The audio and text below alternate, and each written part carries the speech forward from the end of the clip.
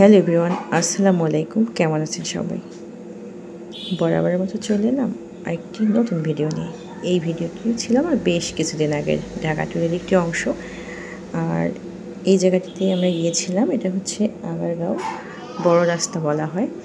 তো এখানে সব ধরনের স্ট্রিট ফুডগুলো রয়েছে। ঘুরে ঘুরে আর কি, অনেক বড় রাস্তা, যেহেতু রাস্তার দুপাশেই। তো আমরা শুরুতে ভাবলাম যে কী খাওয়া যায়, তো আগে চা খেয়ে নিলাম যেহেতু সন্ধ্যা। আর ঢাকায় আসলে খুব একটা শীত পড়ে না, কিন্তু তারপরে ডিসেম্বর মাস, সন্ধ্যার পর একটু একটু ঠান্ডা ঠান্ডা ভাব থাকবেই। তারপর চা খাওয়ার পর ভাবলাম যে হাঁটতে হাঁটতে এগিয়ে যাচ্ছিলাম কী খাওয়া যায়। তারপরে আমাদের চোখে পড়লো যে প্রথমে ফুচকা খেতে চেয়েছিলাম, এরপরে ভাবলাম যে না, আগে দোসা খাই। আর দোসা যেহেতু এর আগে আমার কখনো ওইভাবে ট্রাই করা হয়নি, তো পরিমাণ বললো যে ঢাকার দোসা অনেক ভালো আর ওরা এখানে রেগুলার খায়। তো সেজন্যই আগে ভাবলাম যে তাহলে দোসাটাই খাই।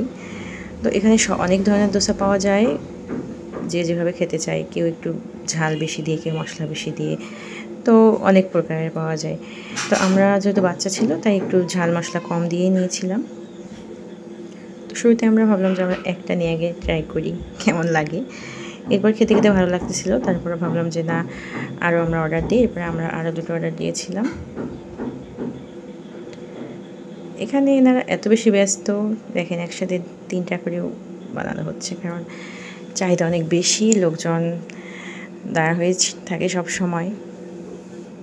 একটা ব্যাপার হচ্ছে যে স্ট্রিট ফুডগুলো এমন, যেগুলো খেতে বেশি একটু সময় লাগে না, কিন্তু তৈরি করতে তো একটু সময় লাগবেই, তাই তাদেরকেও সময় দিতে হবে।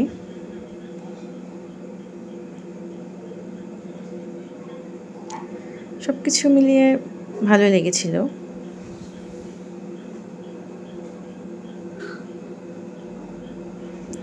এই তো এরপরে আমরা আবার নিয়ে নিলাম, সেগুলো খেয়ে নিব, বাচ্চাদের যেহেতু পছন্দ। তো খাওয়ার পর ভাবলাম যে ধীরে ধীরে এগিয়ে যাওয়া যাক, দেখি আর কি চোখে পড়ে।